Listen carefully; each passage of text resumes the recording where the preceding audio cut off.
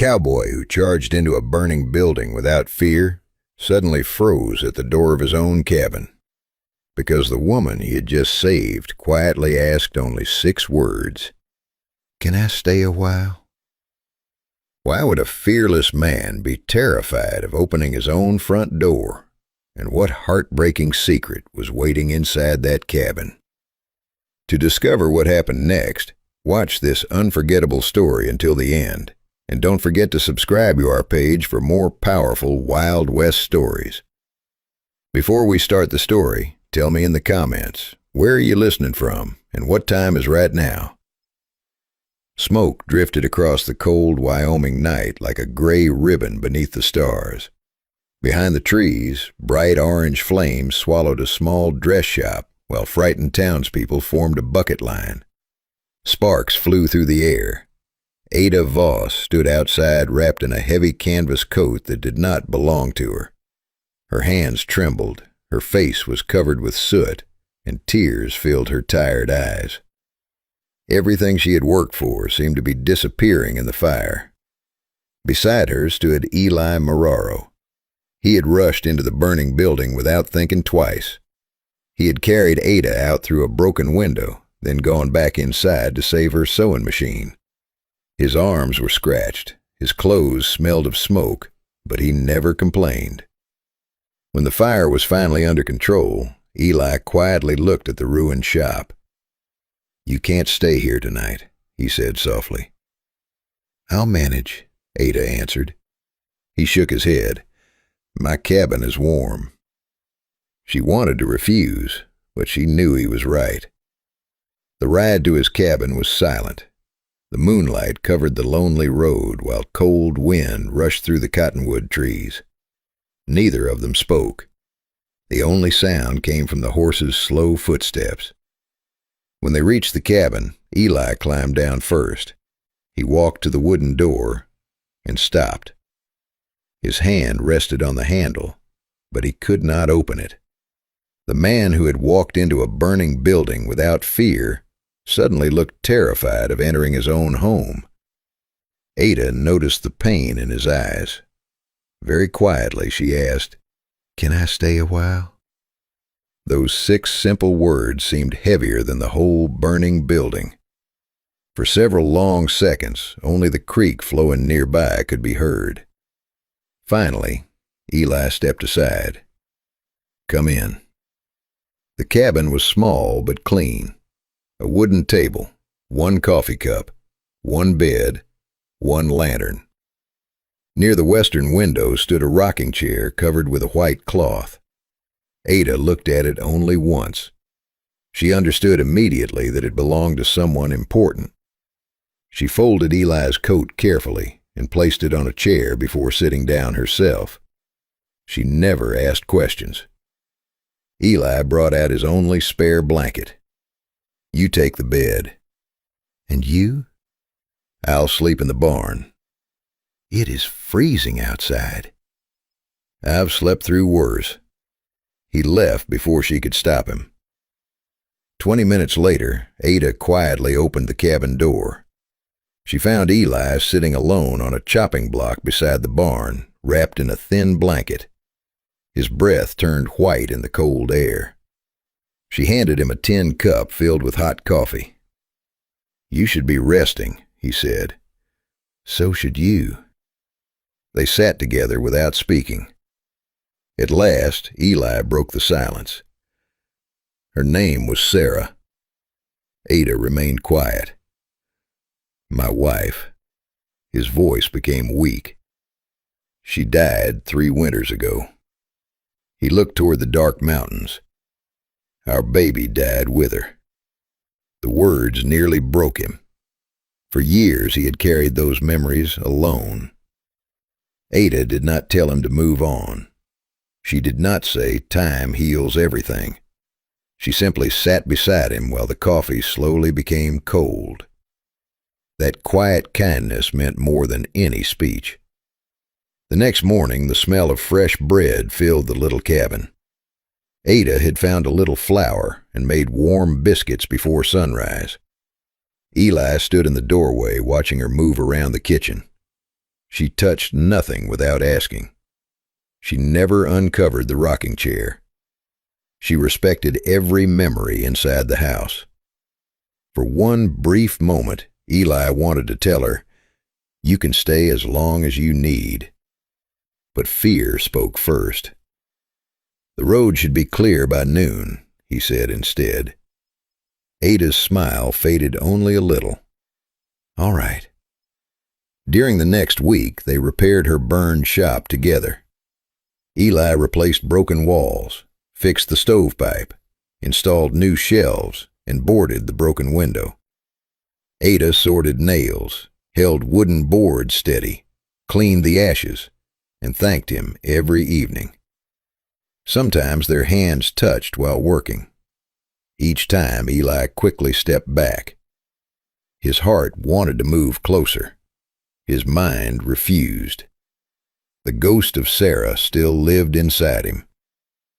When the repairs were finished, everything changed. Eli stopped walking past her shop. He no longer sat outside while she worked. If Ada entered the livery stable, he found another job at the far end of the barn. He was hiding again. Ada waited 4 days. On the 5th morning, she walked to the corral carrying his repaired shirt. Eli brushed a young bay horse while pretending not to notice her. "I brought your shirt," she said. "Leave it on the fence." She placed it there but did not leave. Instead, she looked directly into his eyes. "Why do you keep pushing me away?" Eli stayed silent. "I'm not trying to replace Sarah," Ada said gently. "No one ever could." His hands stopped moving. "I only want the chance to know the man standing in front of me." For one long moment, neither of them moved. Then Eli whispered, "Sarah is all the company I need." The words hurt both of them. Ada lowered her eyes. Something warm quietly disappeared from her smile. "I understand," she said softly. She turned around and walked away without looking back. The next morning, Eli accepted a job to drive a large cattle herd north before winter closed the trails. He packed his saddle, rolled his blanket, and prepared to leave Clearwater without telling anyone the real reason. Deep inside, he believed distance would silence his heart. Before sunrise, he rode quietly to Ada's shop. The street was empty. Through the slightly open window, he placed a small wooden horse on her sewing table. He had carved it by hand during many lonely nights. One tiny knife mark remained beneath its belly, a small mistake he had never repaired. He left no note. Some feelings were too heavy for words. When Ada opened her shop that morning, she found the little horse waiting in the soft morning light. She gently picked it up. Running her fingers across the smooth wood, she immediately understood who had made it. By the time she reached the doorway, Eli had already disappeared beyond the hills. She watched the empty road until nothing remained but dust. Quietly, she placed the wooden horse on the highest shelf in her shop. It stayed there every single day. Winter slowly covered Clearwater. Ada worked harder than ever. She repaired coats, dresses, wagon covers, and saddle blankets. Every coin she earned helped rebuild the shop that fire had almost destroyed. People often asked, "Are you waiting for that cowboy?" She simply smiled. "No, I'm working." But every evening after closing the shop, she looked at the little wooden horse before blowing out the lantern. One afternoon, a wealthy merchant from Cheyenne offered her a much bigger shop, better pay, and a furnished room. "You have real talent," he said. "You deserve more than this little town." Ada thanked him politely. "I'll think about it." She placed his business card inside her ledger, but never looked at it again. Her heart still belonged somewhere in Clearwater. Far to the north, Eli rode across endless frozen plains. The days were long.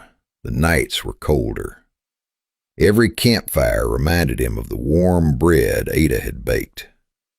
Every cup of coffee reminded him of the quiet evening outside his cabin. He had tried to escape his memories. Instead, he had found new ones. One stormy night, lightning split the sky. The frightened cattle stampeded across the dark prairie toward a deep ravine.